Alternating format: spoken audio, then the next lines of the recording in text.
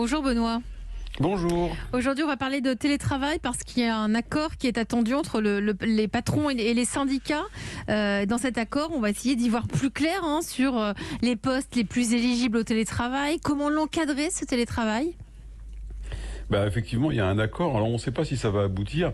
J'ai noté que les syndicats patronaux ont fait quelques avancées, mais il reste quand même deux lignes rouges très importantes qui opposent les négociateurs.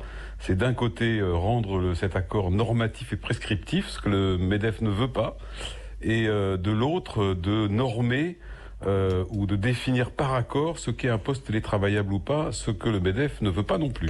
Oui, alors, de quel côté vous vous posez ? Vous êtes DRH vous-même, donc vous savez en quoi c'est utile ou pas. Le MEDEF dit, il y a déjà eu un accord en 2005, il y a déjà eu les ordonnances Macron en 2017, on n'a pas besoin d'un accord, on peut avoir des trucs de bonne conduite qui se rajoutent, mais ça sert à rien de faire un accord en plus. Vous, DRH, je le rappelle, Benoît Serre, vous avez les armes aujourd'hui, c'est suffisant, c'est suffisamment bien encadré ?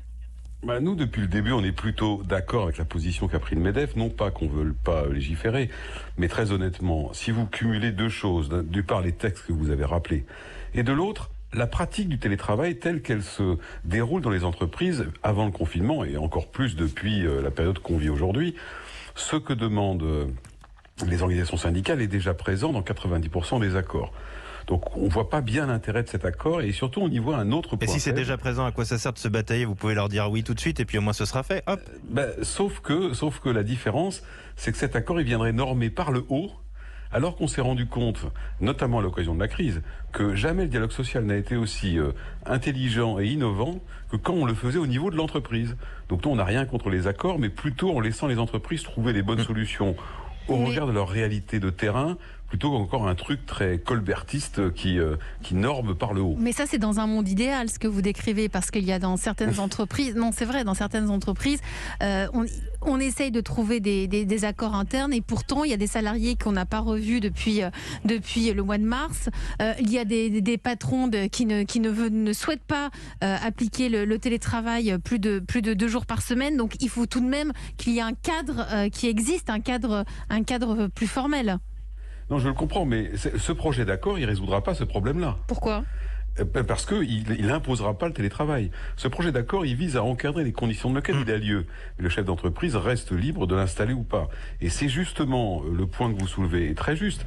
La crainte que nous avons, nous, et qu'on a exprimée, c'est que s'il est trop normatif ou prescriptif, il donnera une raison de plus à des dirigeants qui ne veulent pas entendre parler de télétravail, de ne pas le mettre en place, en disant c'est trop compliqué. Alors prenons justement peut-être, Benoît, un sujet très concret, parce que ça fait partie des sujets qui coincent. La prise en charge par l'entreprise des frais occasionnés par le télétravail. Là, on vit un confinement en hiver, donc par définition, si on est à la maison dans la journée, on se chauffe un petit peu plus. Certains ont été obligés de booster un petit peu l'Internet, donc ça coûte plus d'argent que ce qu'ils auraient dépensé. Et ce que veulent notamment les syndicats, c'est que ce soit une partie prise en charge. Vous êtes d'accord ? Sur le fond, oui. Sur le fond, oui, qu'il y ait une indemnisation des salariés dans le cadre de la mise en place du télétravail pour tenir compte des frais supplémentaires qui sont les leurs, et notamment des connexions Internet et des conditions de chauffage, ça paraît assez logique. Ce qu'on dit, c'est qu'on pourrait tout à fait prévoir qu'un accord de télétravail doit comporter cette notion, mais que cette notion doit être définie au proche de l'entreprise et pas normée par le haut. Mais sur le fond, c'est effectivement pas du tout une mauvaise idée sur le fond. Et d'ailleurs, il n'y a pas d'opposition de principe là-dessus. Laetitia Toupé, directrice générale internationale de La Roche-Posay. Comment ça se passe le télétravail chez La Roche-Posay ? Le télétravail, ça se passe, j'allais dire, très bien. On s'est mis en place pour respecter l'équilibre de la vie privée et du travail des gens. On a mis en place un cadre au niveau des horaires très strict pour être sûr que ça déborde pas. Vous éteignez un moment les mails à 19h12 ? On dit que que le matin ça commence à 9h30, que ça finit à midi, ça reprend à 14h jusqu'à 18h maximum pour que les gens aient le temps de s'occuper de leur famille et s'occuper d'eux-mêmes.